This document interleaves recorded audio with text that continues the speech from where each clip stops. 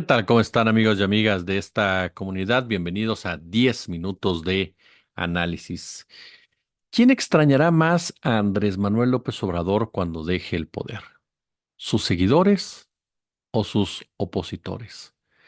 Esta pregunta la pongo sobre la mesa porque es de verdad impresionante, impresionante el nivel de dependencia que tienen el PAN, el PRI y varios comunicadores, académicos e intelectuales de la figura del político tabasqueño. Su animaversión hacia lo que representa Andrés Manuel López Obrador los ha convertido en verdaderos promotores incluso de discursos de odio. Y hagamos un poco de historia. No hay duda de que el presidente López Obrador es el político con mayor popularidad y aceptación en México. Desde el año 2000, me atrevería a decir, quedó de manifiesto su gran poder de convocatoria social.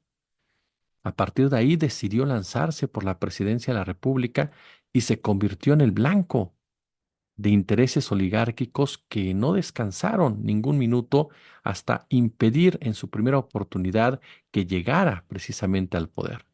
Instrumentaron campañas mediáticas en contra de él, lo tacharon de ser un peligro para México. Recuerda esos videos en donde totalmente editados, por supuesto, se creaba la imagen, el escenario de un López Obrador rijoso, agresivo, al que incluso le inventaron la historia de que había asesinado a su hermano.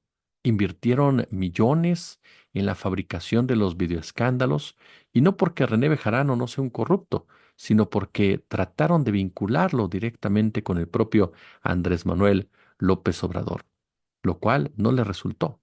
Entonces, él desafuero. Pero se dieron cuenta que era peor todavía volver a López Obrador una víctima. Una fotografía e imagen de López Obrador en la cárcel hubiera dado totalmente al traste con un gobierno y con un sistema que presumía de ser democrático, el gobierno de la alternancia como tal. Por lo tanto, llegaron al extremo. El fraude, un fraude maquinado desde las altas esferas, escondido por los medios de comunicación y con una cascada de noticias y de distintos discursos que hicieron que mucha gente dudara de lo que había pasado ese año.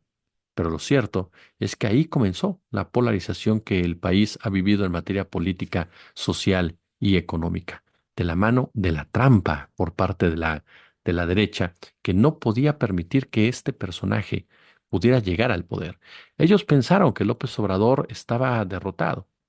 Incluso después de la toma de Reforma y la famosa frase al diablo con las instituciones, una frase que hoy tiene todo sentido y que está completamente sustentada, porque eran instituciones que no le respondían a las mayorías.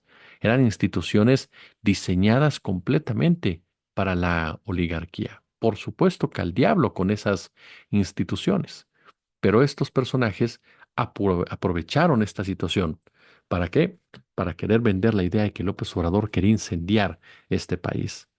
Después, pensaron que era suficiente. Arrancaba en un lejano tercer lugar. Superó a al segundo lugar, que era Josefina Vázquez Mota, y tuvieron literal que comprar la elección para poder impedir que se acercara aún más a Enrique Peña Nieto. Sin embargo, la tercera fue la vencida y tuvieron que morderse la lengua sin, por supuesto, dejar de lado la posibilidad de planear un posible fraude para colocar a José Antonio Meade o Ricardo Anaya. En alguien pesó la sensatez o el interés y decidió que esto no era posible. ¿Por qué tanto odio a la figura de López Obrador? No es el odio a él como persona, es a lo que representa, es a quienes representa, al mexicano y mexicana de a pie.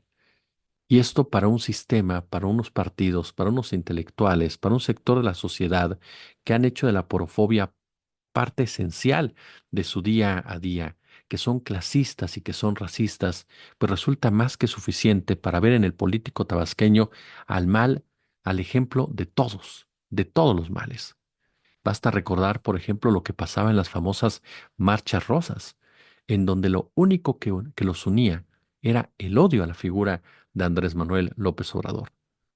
Narrativamente sabemos que cuando tú insultas a una persona, cuando tú le pones apodos que buscan minimizarlo como ser humano, buscas de una u otra forma que pierda cierta fuerza. Por eso escuchábamos palabras tan degradantes como el cacas, por ejemplo, o el viejo guango. ¿No cree usted que eran insultos eh, soltados a la y se va? No, tenían una razón de ser en toda esta estrategia mediática que querían llevar a cabo. Basta recordar la expresión de esa señora vestida de rosa, eh, que volteaba y gritaba con toda su fuerza que odiaba al presidente Andrés Manuel López Obrador, o a las personas de clase alta que de manera suficiente presumían ellas de ser muy inteligentes y que por eso no podían aceptar un tipo que no hablaba inglés. ¿Cómo era posible que no hablara inglés? Comunicadores como esta Ana Ordorica, indignada por ella, por lo mismo, que este hombre no hablara inglés. ¿Cómo es posible que el presidente de mi país me genere esa vergüenza de no hablar una lengua, una lengua extranjera? Nunca entendieron que eso no le importa a la mayoría de los mexicanos y de las mexicanas. Le importa su círculo rojo. Y párele de contar. No hay más, por cierto. La derecha mexicana está omnibulada. Su esencia conservadora no le permite ver que sus redes de odio no funcionan y que lejos de crear una aceptación social, se van quedando solos. Le siguen apostando a crear sentimientos negativos y a la polarización social. Son incapaces de observar que la sociedad rechaza su interminable serie de noticias falsas y solo ellos se creen precisamente sus mentiras, alimentando, por supuesto, su propio odio. Basta recordar las campañas que lanzaron en torno a la salud del presidente, quien había tenido una recaída de COVID y que ya en diferentes espacios había pasado del COVID a un cateterismo, a un infarto e incluso hubo gente que mató al propio Andrés Manuel López Obrador. Dispararon una cantidad de rumores por todos lados, que hubo gente que se la creyó, gente que incluso se espantó por esta información. Desearle la muerte a un enemigo político. De ese nivel ha sido. Y no me refiero a la muchedumbre, me refiero a gente como Raimundo Riva Palacio, por ejemplo, que según sus fuentes, el presidente había muerto. De ese nivel ha llegado la irresponsabilidad. Andrés Manuel López Obrador es como Barbie para la oposición, si lo queremos ver de una manera superficial. Hay un AMLO para todo. Para cada una de las emociones de la oposición existe un Andrés Manuel López Obrador. Depende, por supuesto, de cómo se sientan. ¿Quieren hablar ahora de un AMLO dictador? Adelante. ¿Quieren hablar de un AMLO tirano? También hay. ¿Un AMLO autócrata? Por supuesto. ¿Un AMLO reelecto? No faltaba más. ¿Un AMLO censurador? También existe en el catálogo de la oposición. Pero también llega ahora el AMLO diabólico. Esto a raíz precisamente de lo que es la reforma al Poder Judicial y la mayoría de Morena. Y es que ahora la cantidad de discursos que vemos es la comparación de AMLO con expresidentes que por supuesto simbolizan lo peor para la presidencia de la República. Raimundo Riva Palacio dice que Barack Obama pareció dibujar a López Obrador cuando en la Convención Demócrata dijo que Donald Trump ve el poder nada más como un medio para sus fines. Es decir, él cree que Barack Obama estaba pensando en López Obrador. No, Raimundo Riva Palacio estaba pensando en Andrés Manuel López Obrador y no deja de pensar en Andrés Manuel López Obrador porque le da muchísimo rating a sus columnas, dedicadas completamente en él y que en muchas de ellas se lee ese deseo porque López Obrador algo le pase, ¿no? Que algo le suceda, que su gobierno no se habían recordado, que lleguen las fuerzas gringas a detenerlo por narcopresidente. ¿O qué me dice Pascal Beltrán, quien asegura que López Obrador está generando una crisis financiera como la que generó Salinas de Gortari?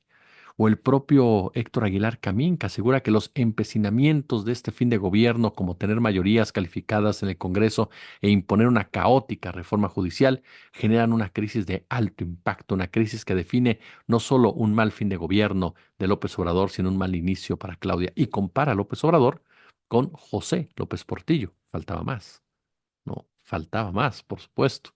Si Pascal Beltrán lo compara con Salinas, ¿por qué no se puede comparar con José López Portillo? Pero Entre Salinas y López Portillo se supone que hay una diferencia. ¿O qué me dice, por ejemplo, de Javier Lozano? ¿No? Javier Lozano que de plano lo compara ya no solamente con Portillo, ya no solamente con Salinas, no, ya nos fuimos hasta Santa Ana, que asegura que López Obrador es peor que Santana. Y por supuesto el cierre de un Héctor Krause que dice la reforma judicial significa la demolición de la República. Estamos en una regresión histórica. ¿Qué van a hacer todos estos odiadores cuando Andrés Manuel López Obrador deje el poder, cuando se retire a su quinta? ¿Lo irán a buscar? ¿Inventarán historias de lo que pasa detrás de esas paredes? ¿O simplemente trasladarán o intentarán trasladar su odio hacia Claudia Sheinbaum? Porque la realidad es que ellos odian lo que significa la 4T. Odian al mexicano y mexicana de a pie. Odian a la pobreza. Odian a la clase media. Odian todo lo que les recuerda precisamente sus propias carencias. Estos personajes que, como lo reconoció la propia Denise Dresser de una manera muy, pero muy candorosa, no tienen discursos vacíos por la sencilla razón de que no representan a las mayorías. Y estas mayorías no es que no entiendan lo que pasa, es que esas mayorías entienden lo que es la lucha de clases, una lucha que todos estos corifeos minimizaron de manera insultante. Pero su obsesión por Andrés Manuel López Obrador seguramente los llevará, en muchos casos, a tener pósters de él en su casa y poder hablar, por lo menos, para recordarlo como parte esencial de su derrota y sobre todo de su descrédito y por supuesto de su propio hundimiento. 10 minutos de análisis, como siempre un gusto, como siempre un placer. Pulgar arriba, compartan, comenten, suscríbanse, super chat, super gracias, únanse al canal.